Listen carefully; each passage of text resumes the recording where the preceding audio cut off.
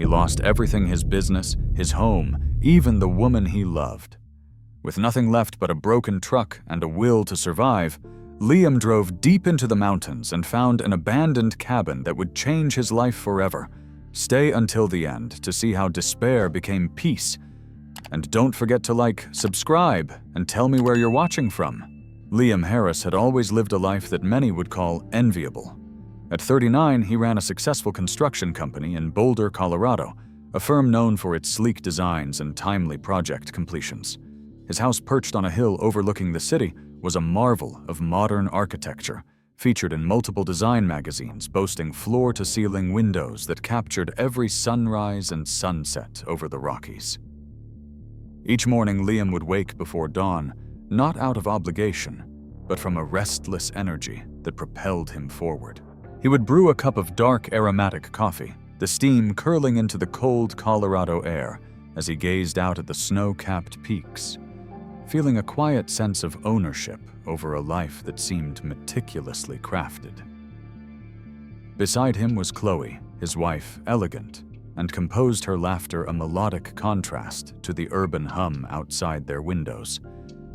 She had a career in real estate, where she navigated complex transactions with precision and charm, often leaving clients and colleagues alike in admiration. Together, they epitomized the American dream: ambition, success, and a carefully curated image of happiness. But even in the midst of this seeming perfection, Liam often sensed a subtle undercurrent of anxiety, a whisper of unease he rarely acknowledged aloud. It was a quiet dissonance he buried under spreadsheets, meetings, and weekend trips to Aspen to oversee luxury developments. Despite the outward success, he carried the pressure to maintain appearances a constant weight, balanced between pride and apprehension. One crisp October morning, the first hints of change arrived not with fanfare, but with subtle tremors: a phone call from Aspen. The luxury resort project he had taken on months prior, a venture meant to elevate his company to national prominence, was in jeopardy. The investor had pulled out, citing financial difficulties that Liam would later learn were fabricated. The documents and assurances he had relied upon were now paper-thin shields against an encroaching storm.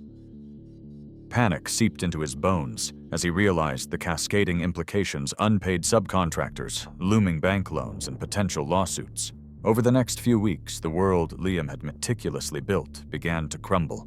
The construction crews that once hailed him as a capable and fair boss now looked at him with suspicion and disappointment, their voices tense with questions Liam had no immediate answers for. Chloe tried to remain supportive, attending meetings, sifting through legal paperwork, offering to mortgage her properties to cover shortfalls. But the strain was palpable, a slow burn of anxiety and unspoken frustration that neither of them could fully shield from one another.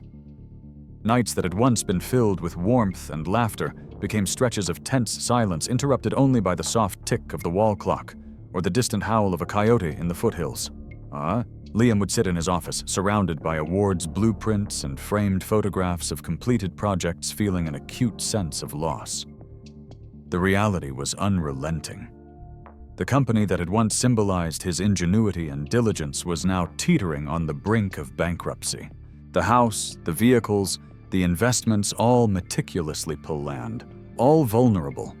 And yet, beneath the surface of panic, Liam felt a flicker of something else, a stubborn ember of determination, though its glow was faint against the darkness encroaching around him.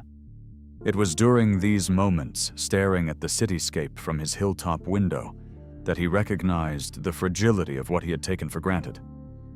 Everything he had built, everything he had assumed was stable, could vanish within a heartbeat, leaving behind only the raw skeleton of ambition and effort. Even in the grip of potential ruin, Liam could not allow himself to fully despair. A part of him clung to the belief that this was a test, an opportunity hidden within calamity. He began to make lists, to reach out to associates, to evaluate which contracts could be salvaged and which debts were insurmountable.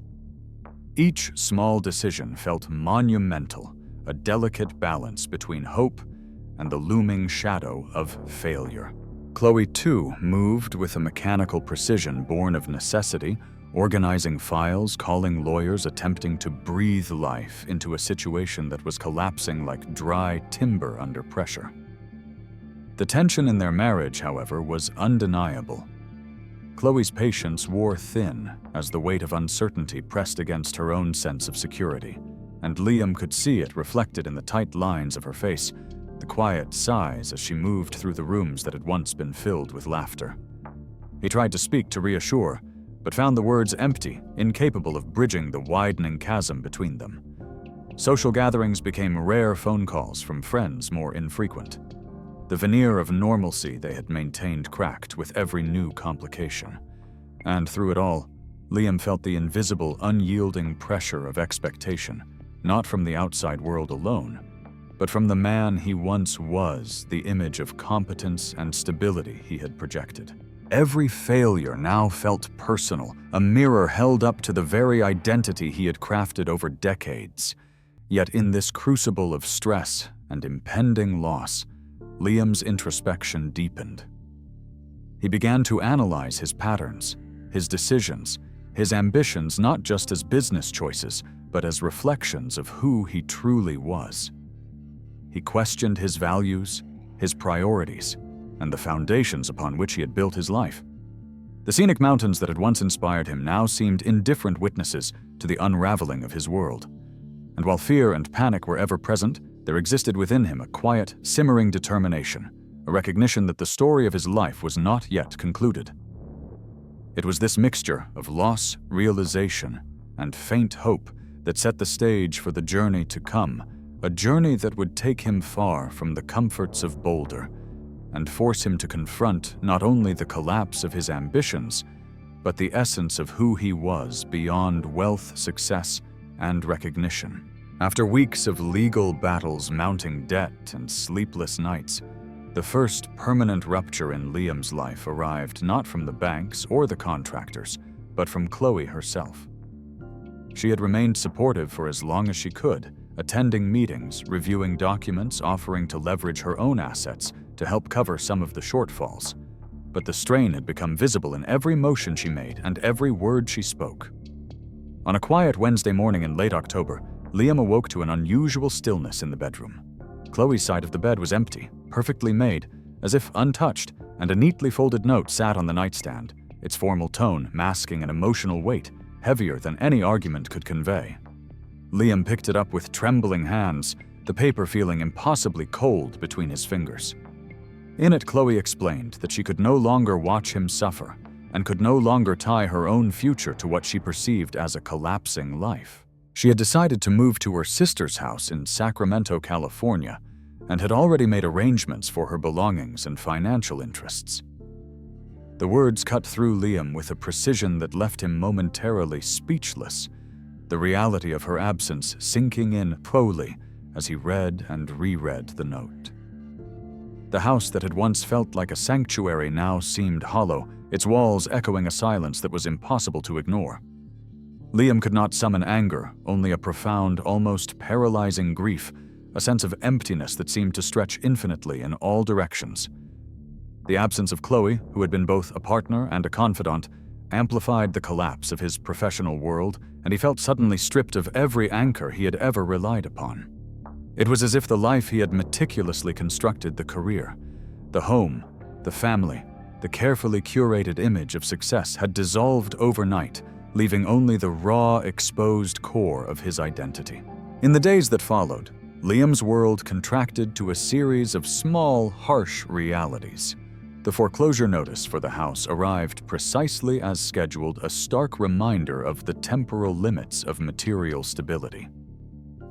The furniture, personal effects, and equipment he had once considered indispensable were either sold to satisfy creditors or hastily packed into the back of his pickup truck, the one vehicle that the court permitted him to retain. As he drove away from the home that had housed so many memories, the weight of loss settled into his chest like a physical presence pressing down on his ribs and leaving him struggling for air. The streets of Boulder, once familiar and comforting, now felt alien and hostile reminders of a life he could no longer claim. Work, the one domain in which he had felt competent and secure, offered no refuge. Potential clients and contractors treated him warily, as if proximity to someone financially ruined might be contagious. The occasional small cash-based job barely covered gas motel rooms and meals, each assignment leaving him exhausted but without any sense of accomplishment. He moved from motel to motel, parking the pickup at rest areas, when necessary, sleeping in temporary rooms with thin walls that allowed the hum of traffic, the bark of dogs, and the occasional shouting from adjacent rooms to seep through the night.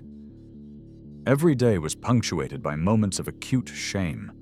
The recognition that he, the man who had once advised peers and mentored colleagues, now relied on a motley collection of motels and diners for survival. Meals were hastily eaten from fast food wrappers, coffee bought in bulk at convenience stores, a bitter imitation of the breakfasts he had once enjoyed on his own veranda overlooking the Rockies. Calls from family were avoided. He could not bear to admit the depth of his fall to siblings in Phoenix and Seattle, men and women who had long looked to him as an example of success and stability. Reaching out would be a confession of failure. He was not ready to articulate a public acknowledgement of a life unmade. Nights were the hardest when the pervasive darkness of motel rooms and highways mirrored the darkness of his thoughts. He would lie awake replaying conversations' mistakes, and the moment Chloe left, trying to make sense of why life had spun so far from the trajectory he had imagined. He realized painfully that the life he had measured in contracts, square footage, and financial statements was fragile, that the measures of worth he had internalized offered no protection against unforeseen collapse. There were mornings when he would sit in the pickup at a rest stop staring at the horizon, where mountains rose in the distance, feeling both a longing for something steadier and a terror of leaving the temporary safety of the vehicle. Each mile he drove away from the house, each night spent in an unfamiliar room, seemed to underscore the instability of the world he inhabited, leaving him to wonder whether he would ever find a place to call home again. And yet, amid the crushing weight of isolation and the relentless anxiety of financial ruin, a spark of something fragile and stubborn persisted within him. It was curiosity, perhaps, or the faint memory of stories his grandfather had told, tales of abandoned cabins high in the Rockies where men went to think, to rebuild, to confront themselves without distraction. He recalled the rugged resilience of those men, their ability to create stability out of chaos, and for the first time in weeks, a sliver of possibility appeared, an almost imperceptible whisper suggesting that his life might yet contain purpose beyond despair. Liam spent hours at night scrolling through maps, reading historical documents, and imagining himself in a place untethered from the collapse around him, somewhere he could start again. He allowed himself to envision a cabin perched on a ridge, windswept and isolated, where he could measure life by tangible progress rather than bank statements and lawsuits. He did not yet know how he would get there, whether the location even existed, or if he had the skills to survive in such a place, but the thought of something tangible, a goal not entirely dictated by misfortune, offered a fragile, sustaining hope. That hope, though faint and flickering, became a quiet companion during the days he navigated motels, gas stations, and empty streets, a reminder that even in profound loss, there remained the possibility of choosing a direction rather than being carried by circumstance alone. In this state of tenuous reflection, he began to consider the first tentative steps toward reclaiming agency over his life, aware that the path would be neither straight nor gentle, and that the solitude ahead would be as challenging as any court case or foreclosure, but also potentially transformative.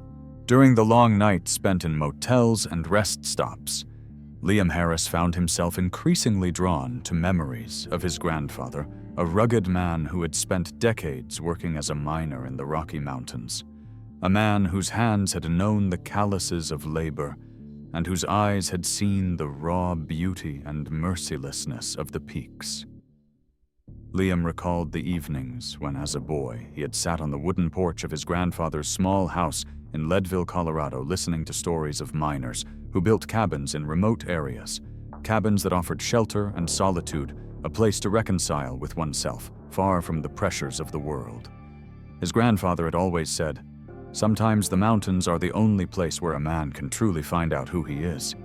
The notion had stayed with Liam over the years, a fragment of wisdom tucked into the corners of his mind, resurfacing now when the city had offered nothing but reminders of failure and absence. One chilly evening, after finishing a modest dinner of instant soup and bread at a roadside diner, Liam felt a persistent urge to seek out one of these remote places, not for escape, but to regain a sense of purpose and clarity.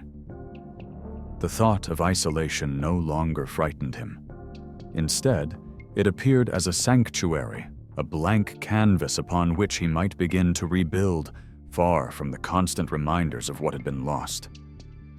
He pulled out his laptop and began to search historical records, mining maps, and public documents tracing routes through national forests and old mining claims, his eyes scanning coordinates, descriptions, and photographs that hinted at abandoned settlements.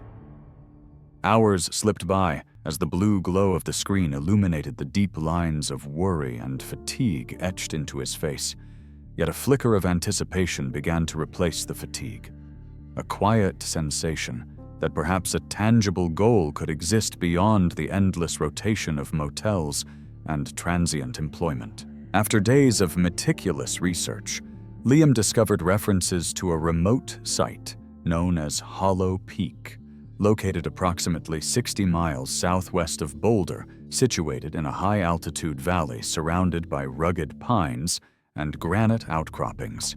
The description noted a collection of cabins built in the 1950s, long abandoned when mining operations ceased, most reduced to ruins, yet one was listed as standing, albeit in need of significant repair. The coordinates revealed a dirt track winding upward from the nearest paved road, a path that had not been maintained for decades, suggesting isolation that both intimidated and intrigued him. Without hesitation, Liam plotted the route on his GPS and prepared his pickup for the journey, ensuring he carried enough supplies, including food-water blankets and basic repair tools, understanding that the road ahead would demand endurance and resourcefulness. The morning he departed, the sun rose pale and pink behind the mountains, casting long shadows across the foothills as Liam maneuvered the truck onto the gravel path, the tires crunching against the uneven surface. The air grew thinner, with each mile carrying the scent of pine resin and cold earth, a reminder that he was moving toward something wholly different from the constructed comforts of Boulder. Fallen trees and rocky patches slowed his progress, and several times he had to exit the truck to clear debris or carefully navigate sharp bends, feeling both a growing exhilaration and an acute awareness of vulnerability. Hours passed with only the sound of wind through the trees and the occasional call of distant wildlife, an ambient chorus that contrasted sharply with the honking horns and sirens of the city he had left behind. By mid-afternoon, Liam crested a ridge and glimpsed the ruins of what had once been a small mining settlement, foundations partially collapsed. Scattered timber and rusted metal catching the sunlight in jagged angles, yet standing resolutely amid the overgrowth. And there, at the far edge of the valley, he saw the cabin. It was a humble structure, its roof sagging, windows broken, and walls covered in moss and creeping vines. Yet 4 walls remained intact, forming a skeletal promise of shelter. The sight sparked a sensation he had not felt in months, cautious hope. He approached on foot, noting the solid logs beneath layers of decay and dirt, the stone foundation that had endured decades of weather, and the faint smell of pine and damp wood. Each step toward the cabin heightened his awareness of how fragile, yet resilient life could be, and he felt a deep stirring of determination to claim this place as a space to rebuild not only the physical aspects of life, but also the internal structure of his spirit. Standing at the doorway, Liam ran his fingers over the rough wood, imagining the potential of restoring it, bringing warmth, safety, and purpose back into a place that had once been abandoned and forgotten. His mind wandered to nights of planning labor and quiet reflection, picturing the steps necessary to repair the roof, reinforce the walls, and create a functional living space, understanding that each task would demand effort, patience, and creativity. Hollow Peak was more than a location. It represented an opportunity to assert control over a life that had been upended, a tangible endpoint for the drifting aimlessness of the preceding months. Liam spent the remainder of the day exploring the immediate surroundings, tracing the contours of the meadow, below noting the location of a creek that could supply water, and identifying areas suitable for small gardens or storage. The sun dipped behind the distant peaks, casting golden light across the valley and reflecting on the cabin walls, and Liam felt a quiet, profound satisfaction in simply existing in a place that was untouched by the pressures, judgments, and failures of the city.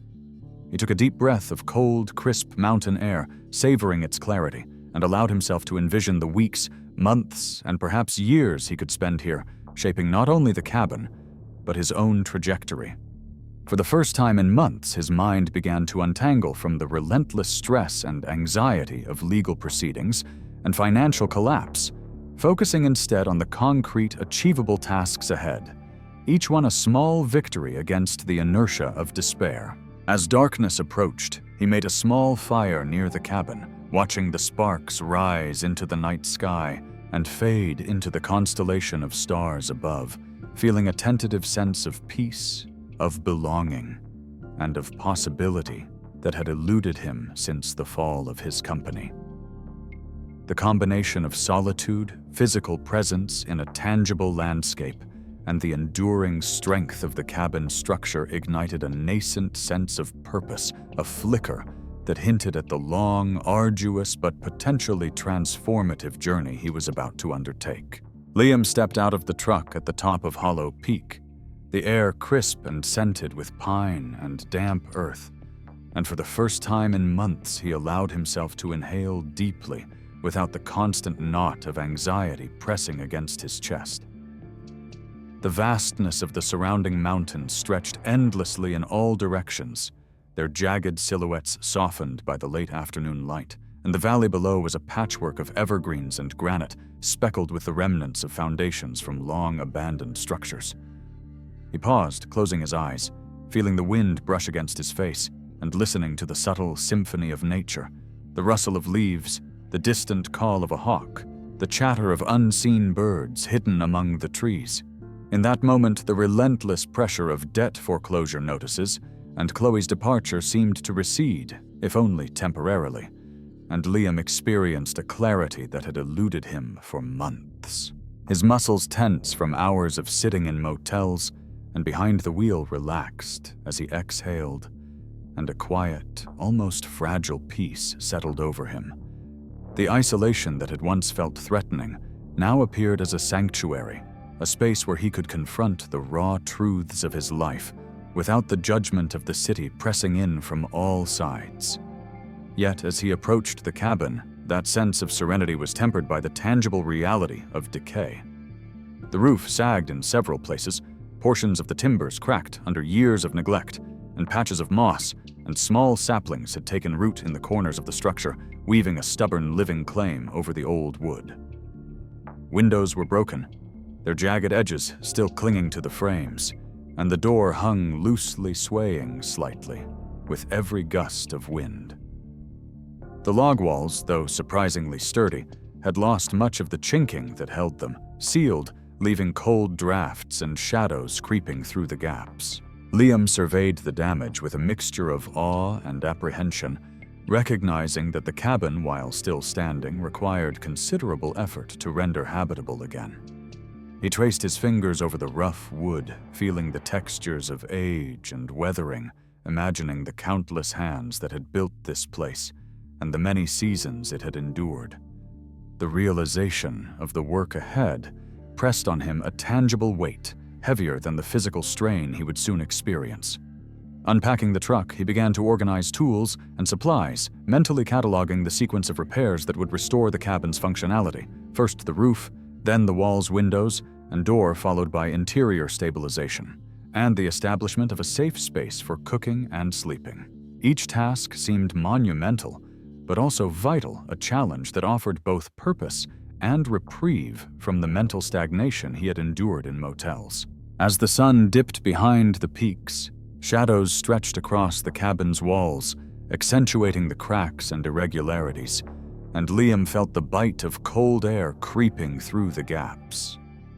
He built a small fire outside, carefully arranging stones to contain the flames, the flickering light dancing across the moss-covered logs. Sitting on a rock beside the fire, he allowed himself to observe the quiet life of the valley. The scurrying of a squirrel across a fallen log, the distant call of a raven, the soft sigh of the wind threading through the pines. The scene was alive with details that demanded attention, and in focusing on the immediate, tangible world, Liam experienced a reprieve from the spiraling thoughts of failure and loss. Physical exhaustion began to seep into his limbs as he worked on clearing the area around the cabin, lifting debris, cutting small saplings, and stacking timber that could be used for repair. Each movement reminded him of muscles long unused for sustained effort, and though his body ached by evening, there was a satisfaction in the tangible results of his labor.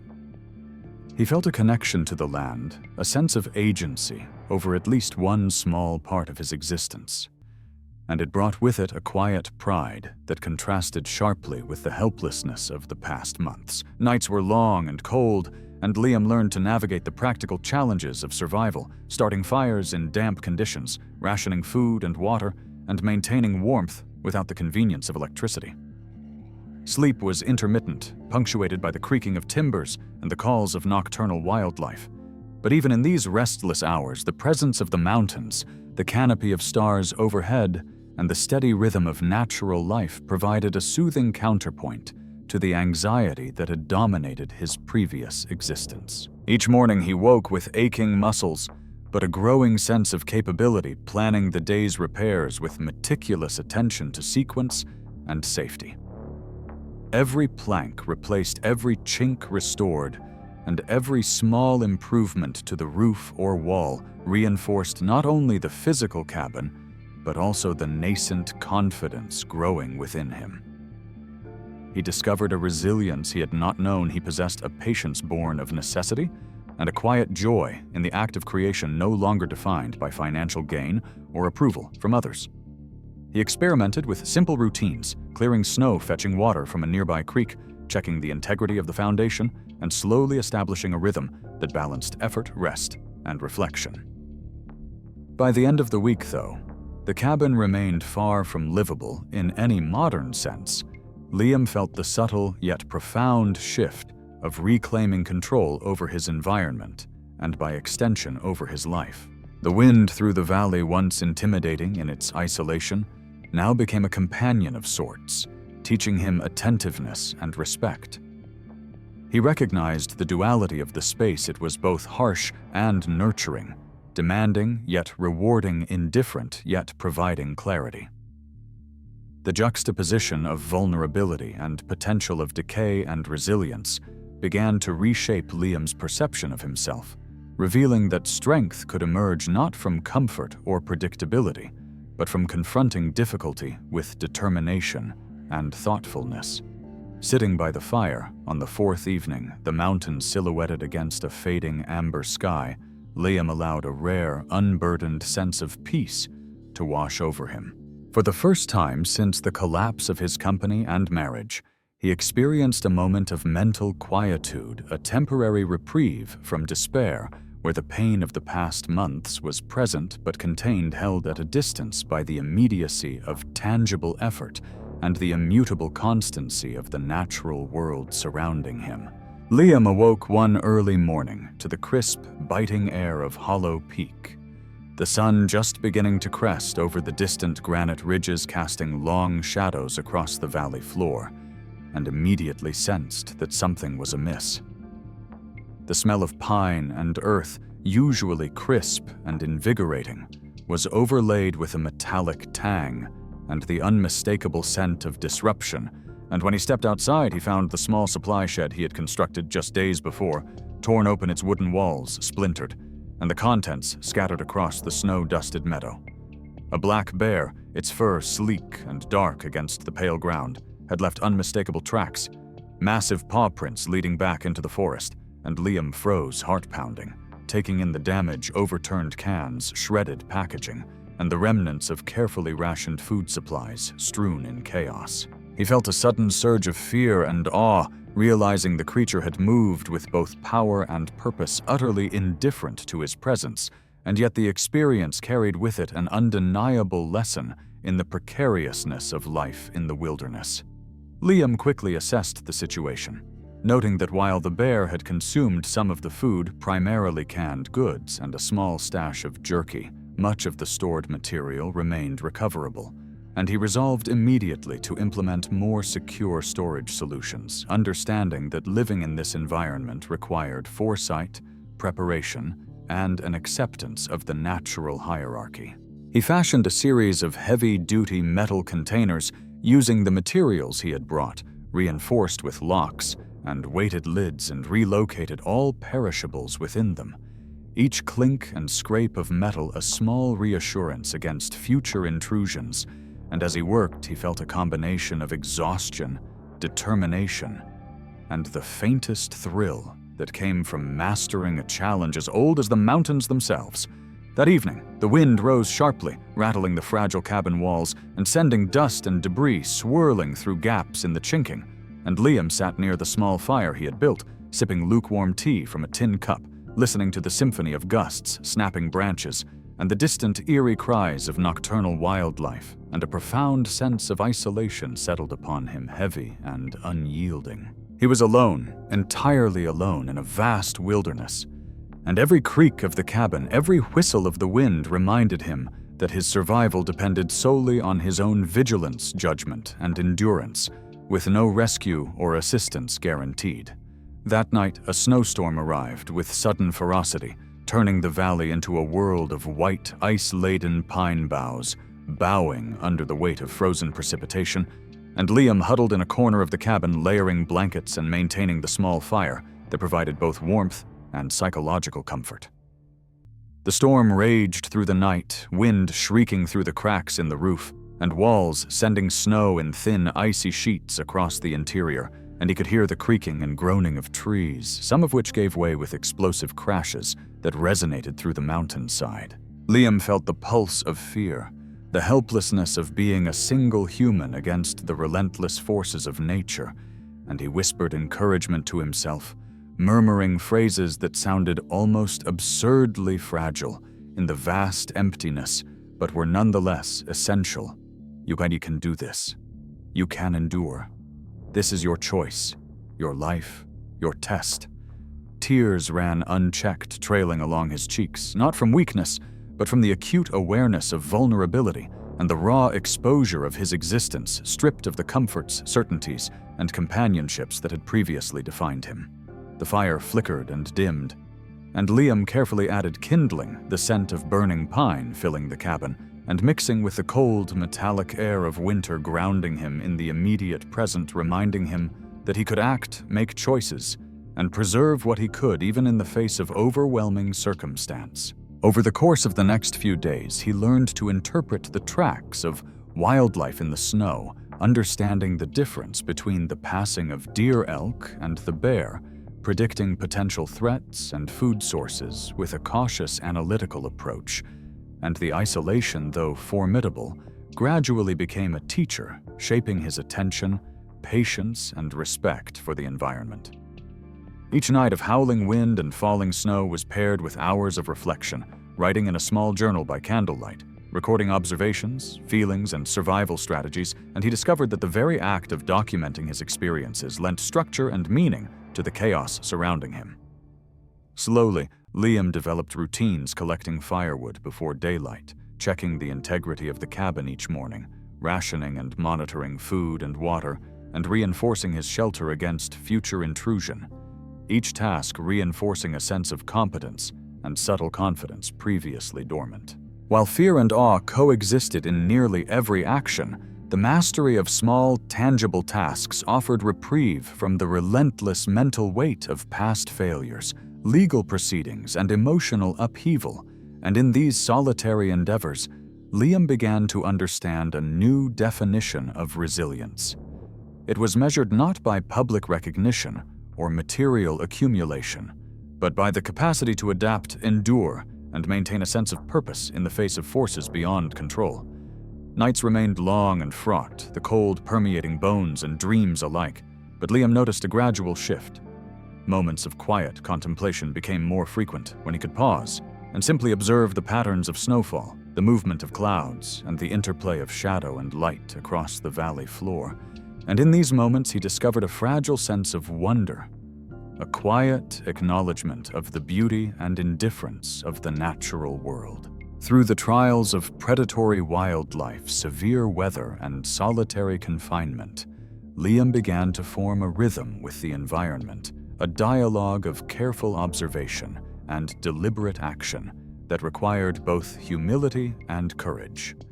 He recognized the thin line between vulnerability and empowerment, that each challenge, whether a bear raid or a blizzard, carried with it a lesson.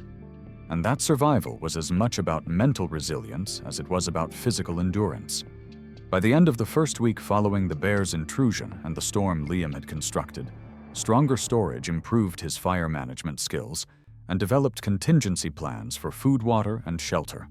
And although every step forward demanded immense effort, the process revealed depths of patience, ingenuity, and courage that he had never fully acknowledged in himself. Each accomplishment a quiet victory in a world that offered no applause, only the silent judgment of the mountains. And as he sat beside a renewed fire, watching the shadows of the forest dance under the moonlight, Liam allowed himself a fleeting recognition. The wilderness in all its hostility and splendor was shaping him, teaching him that strength, adaptability, and careful vigilance could coexist with reflection, humility, and the slow rekindling of hope. But he knew this was only the beginning of a much longer, grueling, yet potentially transformative journey. As the nights grew longer and the wind howled through the broken timbers of the Hollow Peak cabin, Liam Harris began to confront a different kind of wilderness, the untamed terrain of his own mind. The physical challenges of repairing the cabin and surviving the elements had given him structure, but the emotional landscape fraught with guilt, loss, and regret remained unresolved, pressing relentlessly upon him. One evening, he retrieved a small leather-bound journal from his backpack, its pages blank but inviting, and he began to write, initially hesitantly, struggling to articulate the jumble of emotions he carried from the collapse of his business and the departure of Chloe. He wrote about the meetings that had spiraled into disaster, the promises made and broken the contractors whose trust he had strained, and the mounting debts that had once seemed manageable but had now become insurmountable. Each line was a catharsis, a careful unspooling of tangled threads that had bound his thoughts in a relentless loop of anxiety. He wrote of Chloe recalling the tenderness and laughter that had characterized their early years together, and the subtle shifts in her demeanor as stress and uncertainty eroded their shared vision, acknowledging both the love they had shared and the incompatibility that had surfaced under pressure. He examined his own pride, his reluctance to ask for help, and his tendency to measure worth in dollars and professional accolades, realizing for the first time how much of his identity had been intertwined with external validation.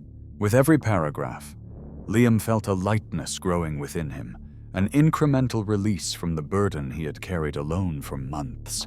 And although the process was painful, it was also liberating, allowing him to perceive himself not merely as a failed businessman or abandoned husband, but as a man capable of reflection, learning, and transformation.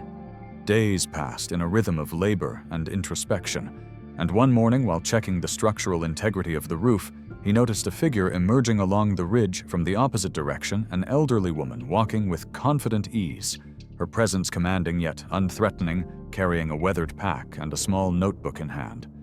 She introduced herself as Eleanor, a retired park ranger who had spent decades patrolling the forests and peaks surrounding Hollow Peak.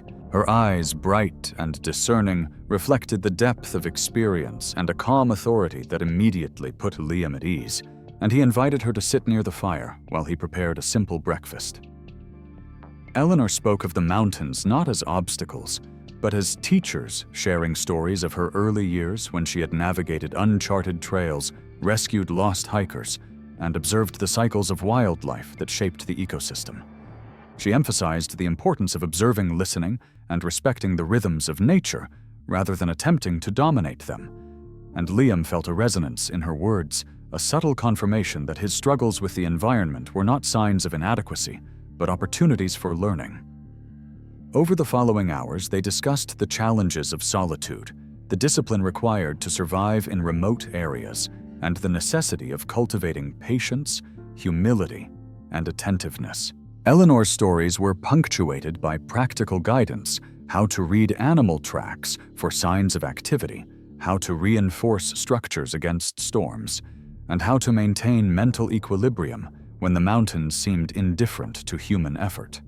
Liam absorbed each piece of wisdom with a sense of gratitude, realizing that he was not as alone as he had believed, and that mentorship, even in brief encounters, could illuminate a path through both the external and internal wilderness. As Eleanor departed, leaving Liam with a small, carefully annotated notebook of her observations, he felt a renewed sense of connection, not only to the mountains, but also to the lineage of people who had learned to live in harmony with them, individuals who had faced adversity and emerged with insight and resilience. That evening, he returned to his journal with a new perspective, blending the raw, emotional reflections of the previous days with notes on strategies for repair survival and mindful observation of the environment. He found that writing became a ritual, a bridge between past regrets and future intentions, and each entry helped him clarify the contours of a life he wished to cultivate, one defined by intentionality, respect for nature, and measured deliberate action. Through these nightly exercises, Liam confronted uncomfortable truths about himself, his impulsivity, his tendency to equate self-worth with external success, and the ways in which fear had dictated decisions, both in business and in relationships. Yet he also recorded moments of discovery, resilience, and ingenuity, recognizing that the capacity for growth existed alongside error, that the past could be acknowledged without being a prison. The interplay between physical labor during the day and introspective journaling at night created a cadence that allowed him to process months of emotional upheaval. By tending to the cabin, clearing debris, repairing walls, and reinforcing supports, he experienced tangible progress that mirrored the gradual restoration of his inner equilibrium. The mountains, with their harsh beauty and constant challenge, became a mirror for his evolving self-understanding. The peaks were unyielding, the forests indifferent, yet life persisted, and with it the opportunity to persist, to adapt, and to flourish within constraints. Eleanor's visit had provided not only practical knowledge, but also a model of balance and self-reliance, demonstrating that human connection, even fleeting, could provide guidance and reassurance without undermining independence. Liam began to anticipate future encounters with her or other mentors, understanding that the mountains offered both solitude and community, depending on how one approached them. As the days shortened and the first hints of winter appeared in the high passes, he continued to integrate lessons from Eleanor and his journal into daily routines, approaching each repair and task with a mindfulness that had been absent during his years of professional preoccupation. He found that attentiveness to the smallest details, a slightly warped log, the angle of a roof beam, the layering of insulation carried consequences beyond the immediate, teaching him patience, foresight, and humility.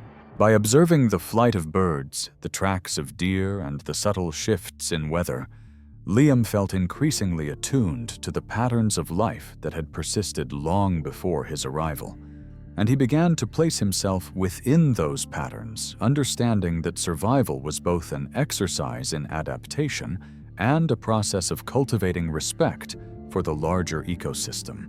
Nights continued to be long, dark, and lonely, yet Liam approached them with a quiet determination, using the candlelight to journal, plan, and reflect, and the emotional turbulence of the preceding months began to feel more like a necessary passage than a permanent condition. Each line written, each observation recorded reinforced a sense of agency, reminding him that while loss had stripped him of past comforts and certainties, he retained the power to shape his present experience, to build resilience, and to cultivate purpose amidst adversity. The mountains, once a backdrop for anxiety and isolation, had become collaborators in his personal reconstruction, providing both challenge and insight. and Liam felt for the first time since the collapse of his life a glimmer of equilibrium, a sense that while the road ahead would be arduous and uncertain, it was navigable with patience, awareness, and intention. The first signs of spring came quietly to Hollow Peak, creeping into the valley in patches of soft green moss and the distant murmur of melting snow. For Liam Harris, the thaw marked not just a change in season, but a renewal of purpose. The months of cold had taught him patience and resilience, but now the work ahead required persistence and vision. The cabin, though still scarred by years of neglect, stood more firmly with each repair, a reflection of his own gradual transformation. Each morning he rose before dawn, stepping into the chilled air to light the fire and plan the day's labor. The smell of smoke mixed with the scent of pine and wet soil grounding him in the reality of his progress. He began with the roof, climbing carefully onto the uneven structure with sheets of salvaged tin hammering and sealing the gaps where snow had once filtered in. Every blow of the hammer echoed through the valley, rhythmic and deliberate, a metronome for his resolve. His hands, rough and calloused, bore evidence of weeks of labor, yet there was a satisfaction in the ache that followed. Pain, he realized, could signify creation as much as endurance. Replacing the windows proved more delicate work. He scavenged old frames from nearby ruins, cleaning and fitting the glass with cautious precision. When sunlight finally streamed through the repaired panes, filling the cabin with a golden warmth, he stood in silent admiration. It was more than light. It was a symbol of reclamation, a reminder that even fragments of ruin could be assembled into something whole again. The installation of a small wood stove followed an intricate task that demanded both engineering and intuition. Liam studied diagrams from a worn manual he had found in a hardware store months before adjusting the pipe angles until the smoke flowed smoothly upward instead of billowing back inside. When the first fire burned in the stove, steady and clean, he allowed himself a rare smile. He could cook again, not from tins over open flame, but from a hearth of his own making.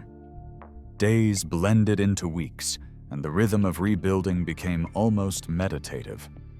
He constructed a makeshift water system by diverting a small stream from the nearby creek, carving channels, and fitting old pipes so that gravity would carry fresh cold water into a barrel outside the cabin. The sound of running water, once distant and taunting, now sang beside his home, constant and reassuring.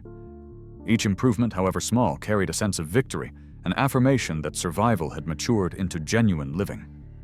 In the evenings, when the valley dimmed into shadow, Liam would sit by the doorway, his body sore, but his mind steady, watching the last of the sunlight fade behind the peaks. The forest that had once seemed indifferent now felt alive with quiet companionship. He began to notice the subtle patterns of movement among the trees, the cautious steps of deer at dawn, the fluttering of finches as they built their nests in the eaves of his cabin, the way the wind shifted direction before a storm. He started keeping notes of these observations, marking when animals appeared, how the weather changed when plants began to bloom. These details, once invisible to him, became threads in the fabric of his days, reminders that life followed a rhythm he could learn, if only he paid attention. He set aside scraps of grain for the small birds that gathered near his porch, their hesitant chirps growing into familiar melodies each morning. A doe began visiting the meadow below the cabin with her fawn moving gracefully through the dew, and Liam found himself waiting for them each dawn, as if for friends returning home. The connection to the living world around him deepened quietly, naturally, without effort. He discovered a profound contentment in these simple acts of observation and care. One afternoon, while repairing a section of fencing near the creek, he paused to watch a hawk circling high above its wings, catching the thermals with effortless grace.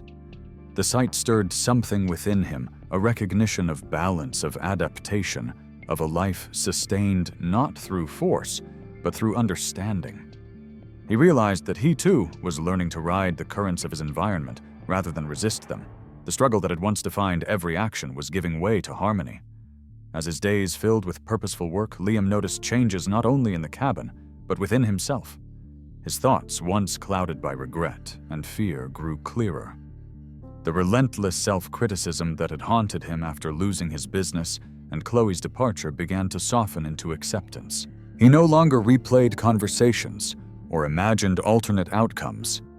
Instead, he measured his worth by tangible accomplishments: the roof above his head, the warmth of the stove, the security of his provisions. These were no longer symbols of survival, but of renewal.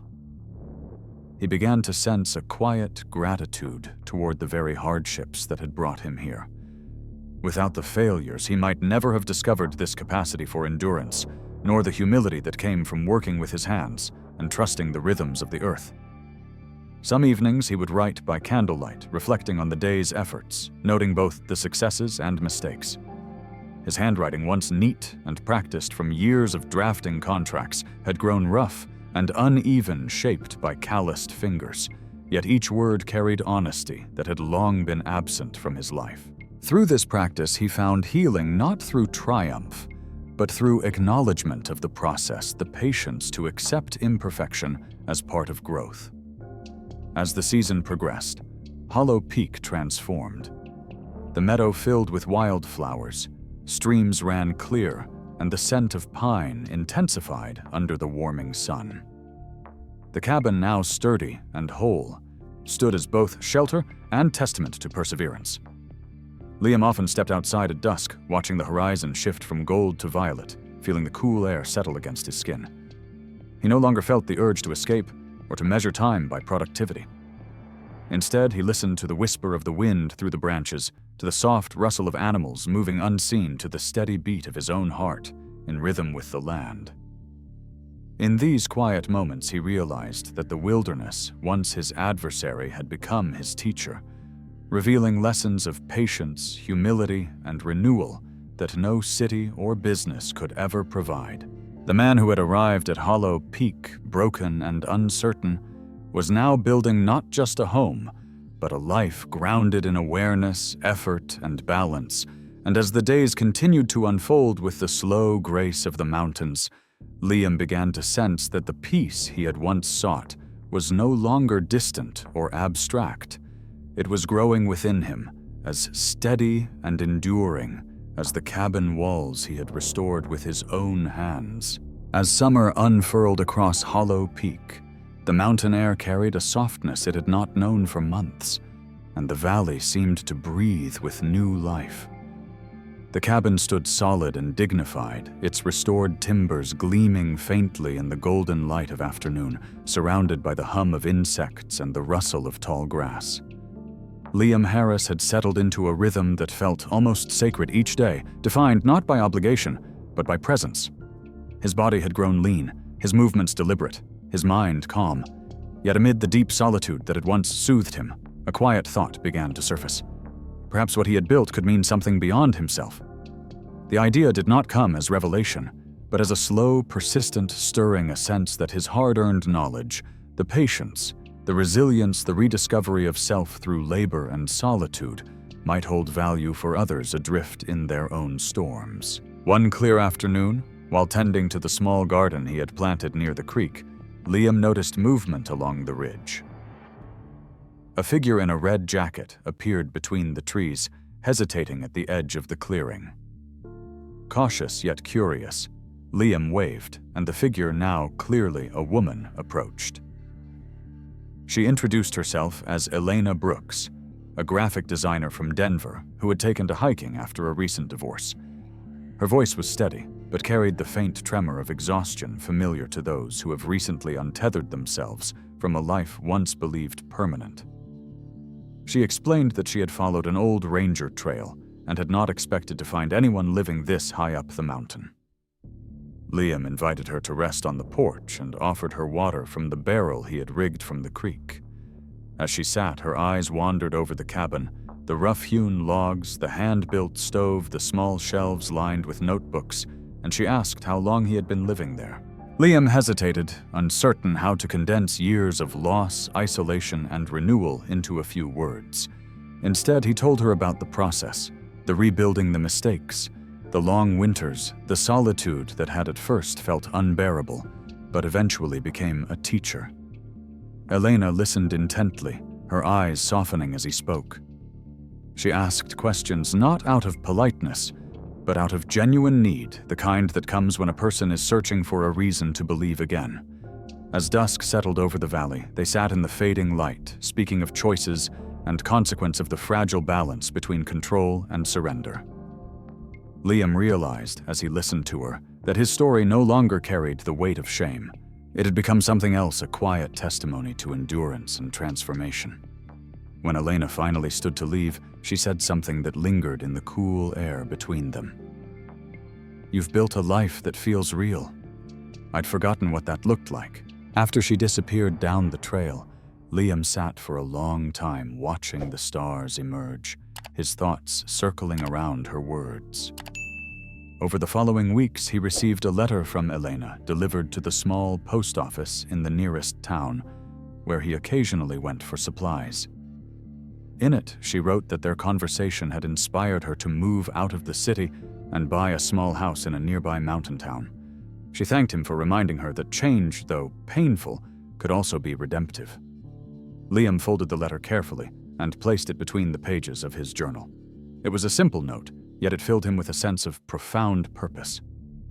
He began to think about others, like her people, burdened by collapse, uncertainty, or the suffocating pace of modern life, who might find solace in the lessons he had learned here.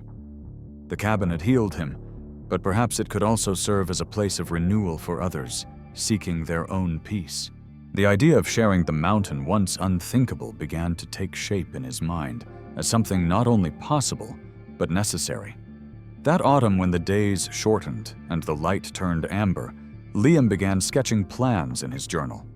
He envisioned small workshops, week-long stays, where people could learn practical skills, building shelters, sourcing water, cooking with limited means, but also the deeper lessons of solitude and mindfulness that the mountains had taught him. He called the concept the Hollow Peak Institute. The name felt both humble and aspirational, tied to the land that had reshaped him and the valley that had witnessed his transformation. The work of turning this vision into reality was immense. He began by clearing the remnants of nearby foundations, imagining additional cabins that could be restored using sustainable materials. He reached out to local authorities in the nearest town, explaining his proposal, and was surprised by their encouragement.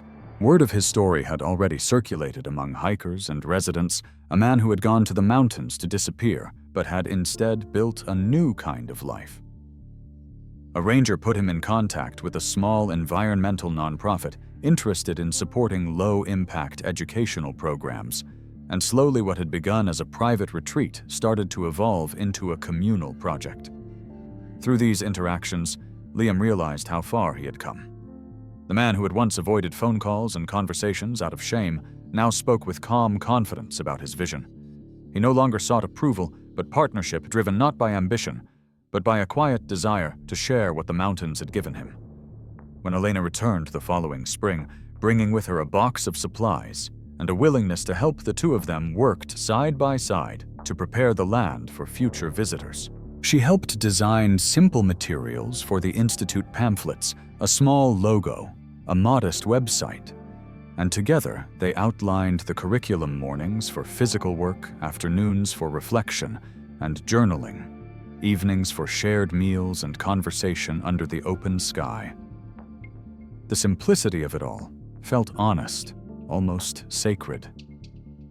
As the first wildflowers of spring began to bloom, Liam stood before the cabin and surveyed the clearing where other shelters might one day stand. The vision of Hollow Peak Institute had become more than an idea. It was a living continuation of his journey. Every nail hammered, every seed planted, every conversation shared was a reminder that even from ruin, something enduring and generous could grow. The valley, once silent and indifferent, now echoed faintly with the voices of collaboration and the promise of renewal. And as the sunlight broke across the peaks, illuminating the path that wound down toward the town below, Liam felt for the first time in his life that his story no longer belonged solely to him. It was part of something larger, something that would continue to grow long after he was gone, The first summer of the Hollow Peak Institute arrived with a steady rhythm of footsteps on the mountain trails and voices mingling with the wind. For the first time in years, laughter drifted through the valley, carried by the people who had come seeking clarity and courage. They were teachers, nurses, architects, and artists, each one drawn by stories of a man who had rebuilt his life on solitude and patience. Liam Harris watched them with quiet satisfaction as they learned to split wood cook over open fires and write in their journals beneath the tall pines. His role was no longer that of a teacher in the formal sense, but a guide, someone who had walked through darkness and could simply hold a light for others to find their own path.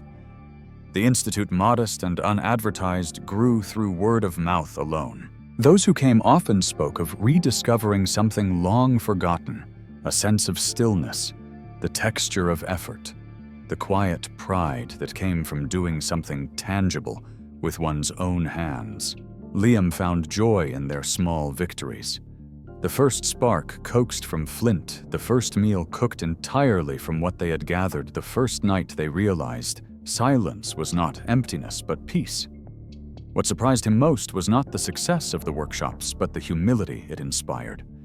He began to see that his role was not to instruct, but to listen, to learn from the stories others carried up the mountain. Each person brought their own form of brokenness, and in sharing it they left behind fragments of themselves that blended into the air of Hollow Peak like whispered confessions. As the weeks passed, the institute became self-sustaining. Elena managed communications from her home in town, arranging supplies and helping with schedules, while Liam remained on site, maintaining the cabins and tending to the gardens. He received letters from past participants who wrote about the transformations they had experienced. One had left a corporate job to start a small farm. Another had reconnected with estranged family. Another simply said she had learned to breathe again. The words carried no exaggeration, just sincerity, and each one reminded Liam of why he had started this in the first place. Yet even as the institute flourished, he felt no desire for expansion, no hunger for recognition.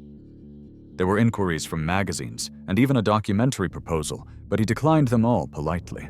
Fame, he knew, was just another form of noise, another trap disguised as opportunity. He wanted to preserve the purity of this place, the quiet mornings, the creak of timber, the whisper of wind through the grass. Success, as the world measured it, had once destroyed him. Now it had no claim over him. What he had instead was something far more enduring, the freedom to live by his own rhythm. As the final group of the season departed one morning, Liam stood by the trailhead and watched them fade into the forest. Their goodbyes were warm, but unburdened. When the last echoes of their laughter disappeared, he felt not loneliness, but a deep, abiding calm. The clearing around the cabin was quiet again, the earth flattened by footprints and the faint smell of campfire lingering in the air. He spent the following days cleaning, repairing, and tending to the space, restoring it to its natural silence. In those hours of solitude, he began to sense a fullness that words could not quite capture. One afternoon in late August, as the sun began its slow descent behind the peaks, Liam carried a cup of coffee to the porch and sat on the old wooden steps. The air was warm but crisp, filled with the scent of pine resin and the faint sweetness of wildflowers. Before him, the valley glowed with the last golden light of the day. Shadows stretched long across the meadow, and the mountains beyond shimmered with a soft haze that seemed to dissolve into eternity. It was the same view he had seen countless times before, yet on this evening it felt different. The silence was complete, but it was not empty. It was full of presence of memory, of quiet gratitude. He thought of the man he had been when he first arrived, hollowed by loss and failure, convinced that he had nothing left to give. He remembered the nights spent trembling by candlelight, the hunger, the uncertainty, the relentless self-doubt. Now sitting in the same place years later, he could scarcely reconcile that man with the one who now breathed in rhythm with the land. The mountains had not changed, but he had.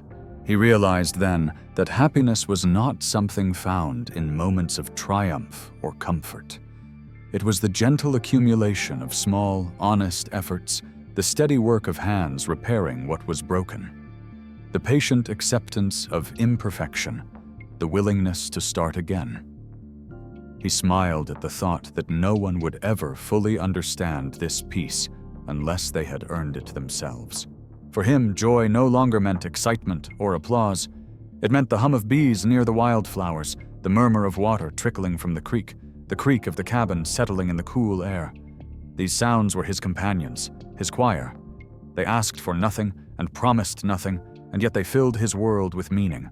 The simplicity of it moved him. He took a deep breath and let the air fill his lungs, feeling the warmth of the fading sun on his face. A few birds drifted across the horizon, wings catching the amber light. Time, once an enemy, had become a companion, now moving neither too fast nor too slow. He thought briefly of Chloe, not with bitterness or longing, but with gratitude. Their story, though painful, had been the necessary fracture that led him here. He understood now that not all endings are tragedies. Some are openings disguised as loss. The same was true of his business, of every broken piece of his former life. They had all been part of the same necessary surrender the unmaking required before rebuilding could begin. As twilight deepened, Liam rose and tended to the fire inside. He cooked a simple meal beans bread and a small piece of smoked fish, and ate slowly, savoring each bite. The taste of it, humble as it was, carried a satisfaction he had never found in fine restaurants or busy cities.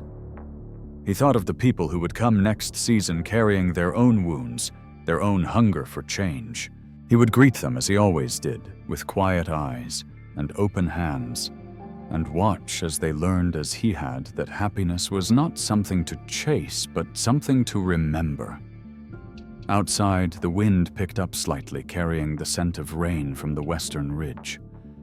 Liam stepped back onto the porch and looked out once more at the horizon, the sky painted in layers of violet and gold. The mountains stood silent, immense, eternal, and he felt himself reflected in their stillness. No longer a man seeking redemption, but one who had found peace in the act of living itself. Autumn returned to Hollow Peak with a quiet majesty, painting the trees in shades of amber and copper, wrapping the valley in the scent of wood smoke and fallen leaves. The air was crisp, clear, and full of a stillness that felt almost ceremonial.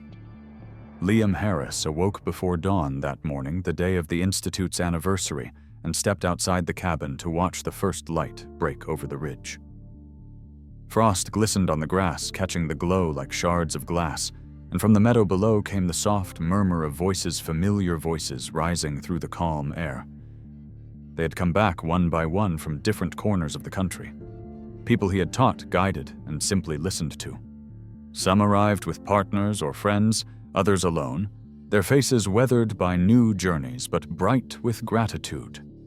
Elena stood near the porch, directing the small gathering with her usual grace, her hair caught in the wind. When Liam descended from the cabin steps, the group turned to greet him, and for a long moment he couldn't find words. He had never expected this, never sought it, yet seeing them all there. People who had once arrived, as broken as he had been, moved him more deeply than he could express. The meadow had been transformed into a makeshift circle of benches and lanterns. Someone had brought wildflowers. Another had built a small fire that sent a thin ribbon of smoke towards the pale sky. They called it a celebration, though no one had planned speeches or ceremonies. It was more like a reunion of kindred spirits who had shared a sacred passage through hardship. As the morning unfolded, stories began to flow. A young man named Patrick spoke first, his voice steady but trembling at the edges. He told of arriving at Hollow Peak 3 years ago, newly divorced, and convinced he had nothing left to offer the world. "You taught me that rebuilding doesn't mean returning to what was," he said, glancing at Liam. "It means creating something new from what remains." The others nodded in quiet agreement. A nurse named Dana described how she had left her hospital job in the city to open a small wellness retreat by the coast, applying lessons she had learned here about simplicity and balance. Another former student, an older teacher named Ruth, shared that she had begun mentoring at-risk youth, teaching them self-sufficiency and mindfulness using skills she had learned at the Institute. Each story unfolded like a thread, weaving a tapestry of transformation, that stretched far beyond the valley. Liam listened in silence, hands clasped, heart steady but full. Every account mirrored a fragment of his own journey, loss, endurance, rediscovery, and hearing them aloud filled him with an overwhelming sense of purpose. He realized then that his years of struggle, every lonely night, every failure had been leading to this, a moment where what he had learned through pain could ripple outward, touching lives he would never fully know. When Elena finally spoke, her voice was calm, but tender. "Liam," she said, "I think what you built here isn't just a place, it's a way of being. You taught us that peace doesn't come from escaping life, but from meeting it with open hands." Her words settled over the group like a benediction. Liam felt tears rise, unbidden, warm against the cool air. He turned his gaze towards the mountains, unable to speak for several moments. When he did, his voice was low, but clear. "It wasn't me who taught you," he said. "It was this place. The mountain doesn't give lessons, it gives mirrors. It shows us who we are when everything else is stripped away." A hush followed the kind that speaks louder than applause. The fire crackled softly, and for a while no one moved. The group remained there through the afternoon, sharing food, laughter, and quiet reflection. The valley seemed to hold them in its embrace, the wind whispering through the pines like a gentle song. As dusk approached one by one, they departed, leaving behind tokens of gratitude, a carved stone, a letter, a small wooden bird. Elena lingered until the end, standing beside Liam as the last of the lanterns flickered out. She smiled, her eyes glistening in the fading light. "You gave them back to themselves," she said. "And maybe that's the rarest gift anyone can give." Liam watched her walk down the trail until her figure disappeared into the trees. The mountain grew quiet again, settling into the soft hum of evening. He stood alone for a time, the cool wind brushing against his face, and felt a peace so deep it was almost reverent. Later that night, he sat by the fire inside his cabin, reading through the journal he had kept since his arrival. The early pages were filled with desperation, the handwriting uneven and frantic. As he turned the pages, the words grew calmer, steadier, reflecting the slow reassembly of a life once thought beyond repair. He smiled faintly as he closed the book, placing it on the table beside the letter Elena had written years ago, the one that had sparked everything. The firelight flickered against the walls, illuminating the textures of wood he had once sanded with his own hands. It struck him how much of his life had been shaped by those hands, their strength, their failures, their perseverance. He felt gratitude not just for what he had built, but for what he had endured to build it. Before dawn, Liam rose and began the climb up the ridge behind the cabin. The path was steep, winding through pines and boulders slick with dew, but his steps were sure and unhurried. When he reached the summit, the first light of morning broke over the horizon, spilling across the peaks in a river of gold. He stood there for a long time, breathing deeply, his lungs filling with the cold, clean air of the high country. Below him, the valley spread wide and peaceful. The cabins nestled among the trees, the creek glinting in the early sun, the faint smoke from his chimney rising straight into the sky. In that moment, everything felt complete. The pain, the loss, the years of solitude, all of it had shaped the man who now stood at peace with himself and the world. He realized that fulfillment was not a destination, but a quiet state of acceptance earned through endurance and grace. He thought of his grandfather's stories of the men who had once mined these mountains, searching for gold, never knowing that the real treasure lay in the endurance of the human spirit. Liam smiled, feeling the warmth of the rising sun on his face. The mountain seemed to breathe with him, vast and eternal, holding his story among countless others. He whispered a quiet thank you to the land, to the life he had built, to the pain that had led him here. The wind rose gently, carrying his breath across the peaks. For the first time, he understood what it meant to belong not to a place, not to a purpose, but to life itself. He turned toward the valley, where light touched every corner of the home he had made, and began his slow descent, step by steady step, into the day that awaited him. If this story touched something and you take a moment to let me know. I'd love to hear what part of Liam's journey stayed with you. Most, was it his solitude, his rebuilding, or the quiet peace he found at the end? Tell me in the comments where in the world you're watching from, and how his story made you feel. And if you'd like to hear more stories like this, real human and deeply felt, make sure to subscribe and stay with me for the next journey.